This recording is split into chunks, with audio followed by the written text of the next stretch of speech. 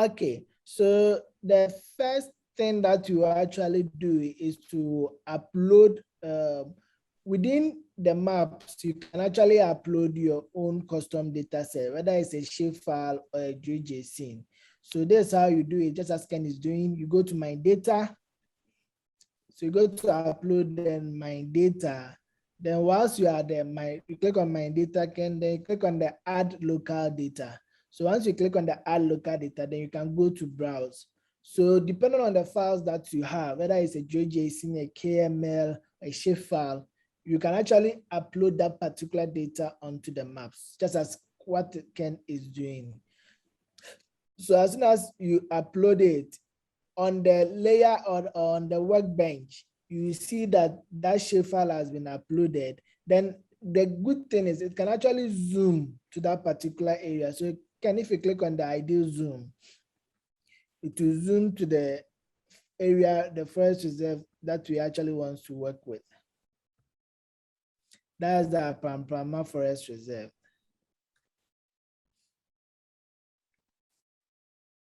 Okay, there's it. Perfect. So you can remove that particular layer because you've already, you can remove one by clicking on the double. Okay, perfect. So there's the forest reserve area that we are going to talk about it. The next thing is to upload a data set. And the data set that the new function is actually working with is the GeoMap. So you go to the explore map data. Then you go to the satellite images. Yes. Then you go to the surface reflectance. Then you choose the annual. Then you choose the geomedian. So once you click on the geomedian, on the left side, you get additional information on it.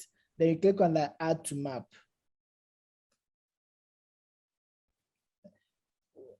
Wow. So this is the so again, you can actually put the Pamplona JSON off. You can turn the layer off by clicking on the yes, that dot. Then it will turn that particular JSON file that has been loaded. It will turn it off.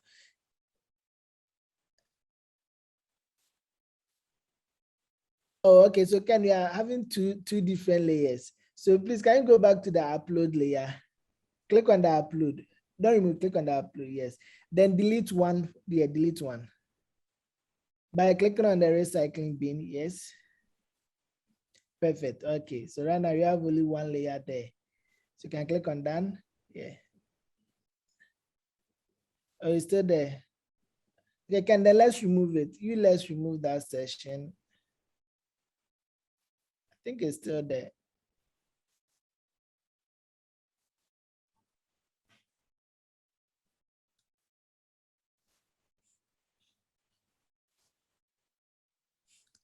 Okay.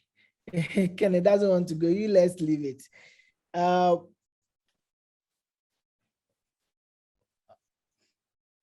Okay, so right now that we have it here, the next thing that we want to do is to actually change the style to NDVI of the GeoMap. So to do that, you go to the style section,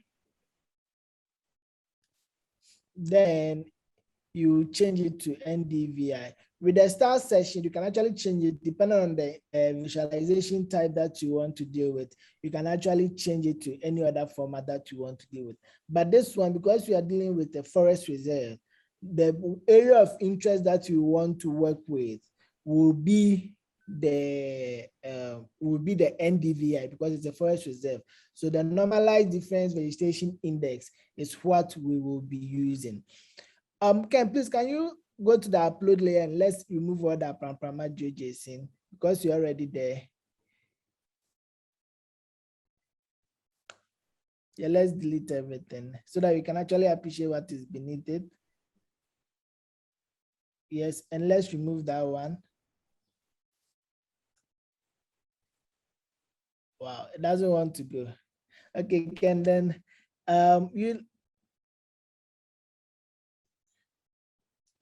let's stick with this. But basically, you can see what is beneath that particular area. Can kindly change the time step to 2017. So right now, the time step that you're actually visualizing is 2020. And the 2017 time step is also going to load for us. So you can actually see the forest reserve. That's the one in the polygon, what actually happening between 2017 and 2018. And you can use the comparison to actually visualize it. But what you want to do right now is to use the difference tool. So that's the difference tool. How do you get access to that difference tool to see the difference that happened in 2017 and in 2020? Please, can you go to the double dot? The double dot, yes, please. And once you click on the double dot, you see that there's a new additional tool called difference. We have the compare, the export, the remove, and the difference. So the difference is what we will be using today. So kindly click on the difference for us, Ken. So once you click on the difference, a new map layer will be open for us. A new tool will be opening for us. Perfect. So with this tool, the first thing that we are going to do is to pick the comparison date. So if you look at the lower button, the lower side, you see the comparison date A and comparison date B. So for comparison date A, we are going to choose 2017. Then the comparison date B, you will choose 2020. Then the area that you want to filter, you will select the area that you want to filter. So as you can see, there is an icon that has been selected. That means trying to let us know the area that we want to work with. Yes, so you can click anywhere on the map to select the area that you would want to work with. Yes, so as you can see, query new position. So it has queried the area that you want to work with. It has queried it for us. So now let's go to the left side. You see a panel there. So the location has been selected. No, not candidates. Okay, so let's go down. So the NDVI, so choose the difference outputs that you are actually interested. So you are interested in the NDVI, red and near infrared. Yeah. So after you choose that particular difference, then we click on the generate change detection. Once we click on the generate change detection, it will actually bring you another map interface. That's actually going to help you know the difference that has happened between 2017 and 2020 based on the results that will actually be loaded here.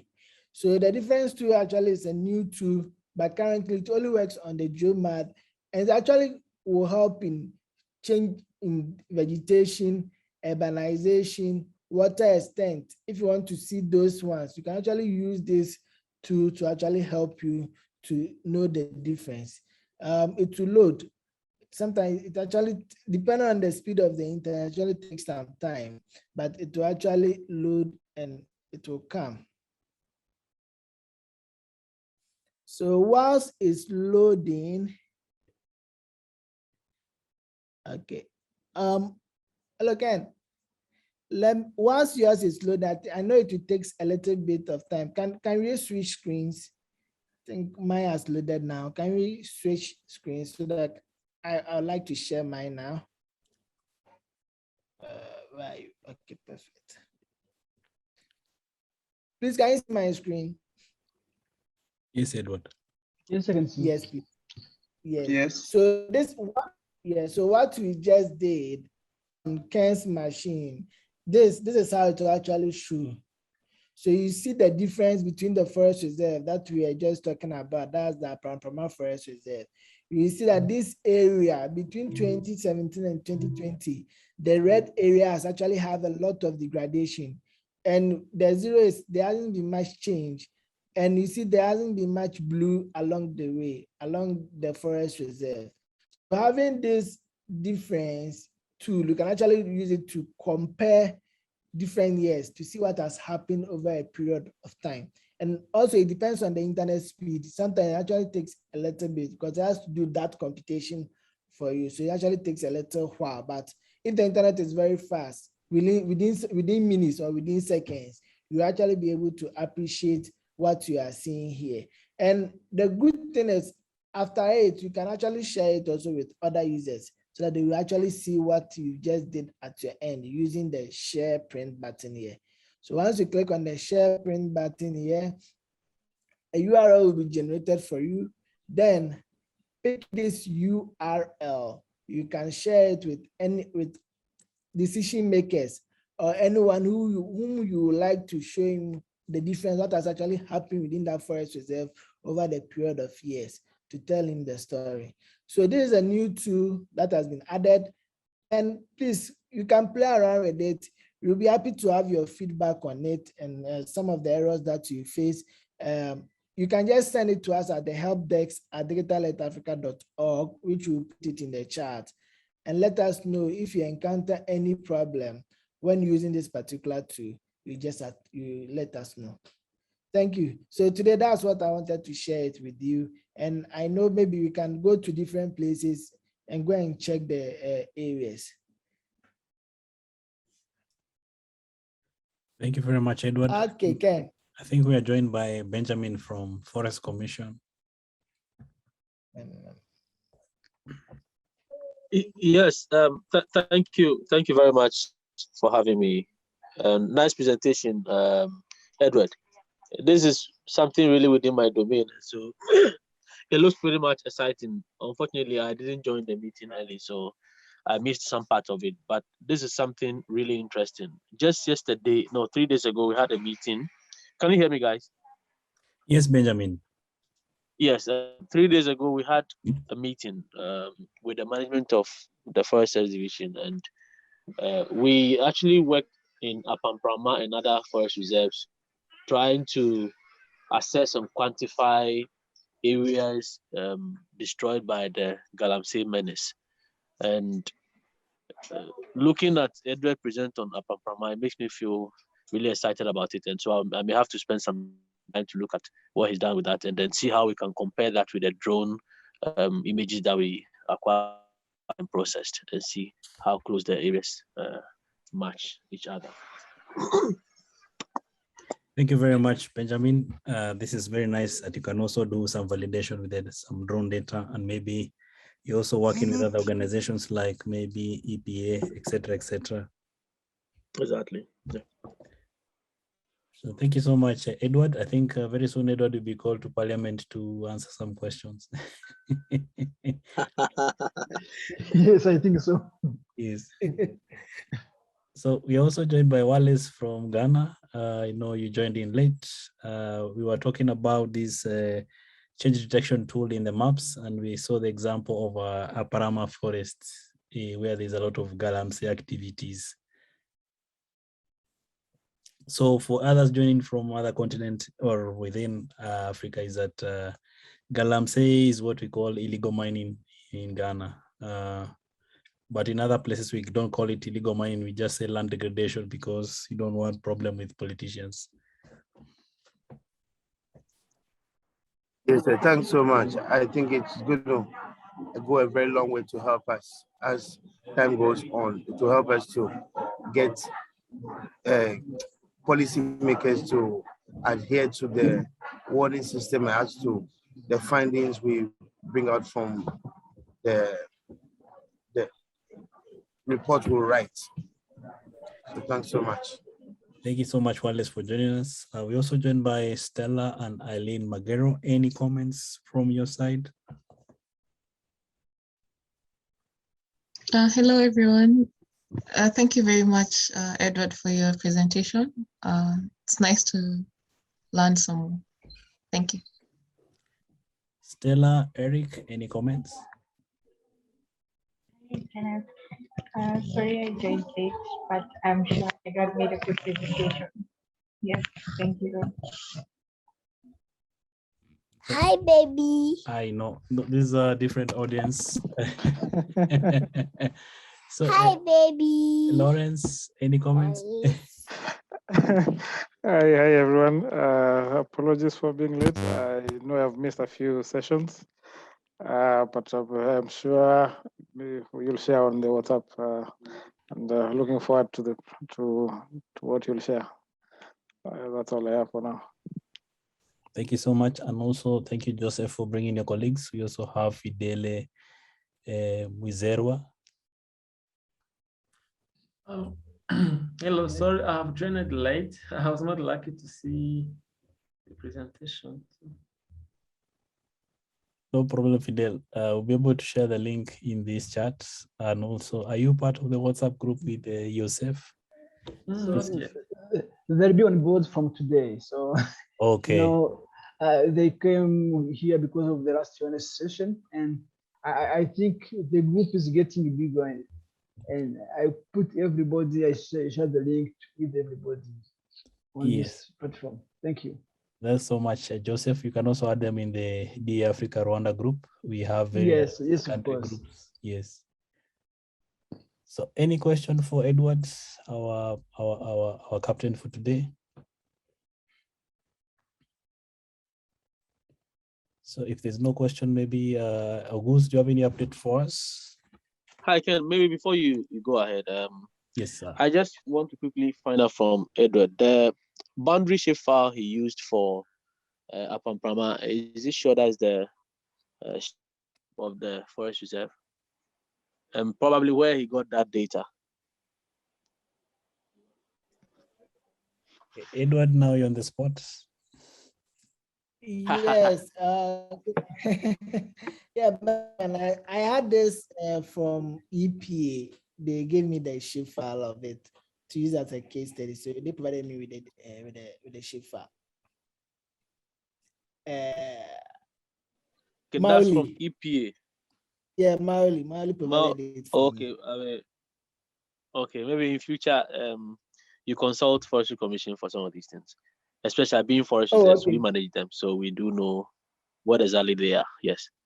So, but I'll contact you personally after this meeting, and then we can look at it closely. I mean, comparing what you've done from Sentinel or whichever data you use on the DI Africa, and then the drone results that we got, we could compare the two and see how they match. Okay, Ben, that would be great. So Edward, don't worry. All right, sir. Thank you. You just got yourself a very early start, and it's just maybe comparison whether you have the right shape files. As I know, the Forest Commission has the proper boundaries. I think there was also another use case on the Fure River and Gama, Oda River and Upper Waswa. Great. Yeah, because these are areas that we worked in recently. Because we actually want to do reclamation, and there's a need for us to know exactly what areas have been devastated, and then we know how to plan towards the reclamation exercise. So I think this is something in a good direction, and we can partner in getting it done. That would be so nice, Benjamin. Also, one of our colleagues, Stella, has been working on some work with Sentinel-1 and Sentinel-2, which can help also in looking some of our forest resources. Edward, how was the notebook? Is it public or still domain? Yeah, I think currently Stella, we are still working on it, so it's not public yet. So hopefully, maybe I'll talk to Stella, then we can see when we can make it public for everyone to have access to it. Thank you so much. Yeah. Yes, sure, Edward. Thank you. Edward. Hello, Ben. Hello. Yes, please. The notebook you just used, is it public? So I use the maps. The maps is made public, so that one everybody can have access to it. Yes. Okay. So you will talk after here. Thank you. Okay, Ben. The maps is very nice. You can also show your director there. He'll be so happy just to explore. And now. Yeah, sure. Yeah, I know. So when now you get technical to your experts in the ground, now they can use the notebooks where Edward has done some amazing work, including Edward and Joseph. Okay. So any comments before we finish our session early? Because I think we had new persons and they were getting to hear more about the work we are doing. So we welcome any question or comments. Kenneth, Edward, this is, I really like this. A great presentation, great progress in the maps. So it's good to see everything going along. Thank you, Goose. Goose is among the father of the data cubes. So he's working on various data cube projects, including the Virginia data cube in Virginia in the US. They have various examples. including standalone data cubes for future deployments. Thank you so much, August. Yeah. So any comment for Edward and myself from our colleagues, Obed, Magnific, Emmanuel?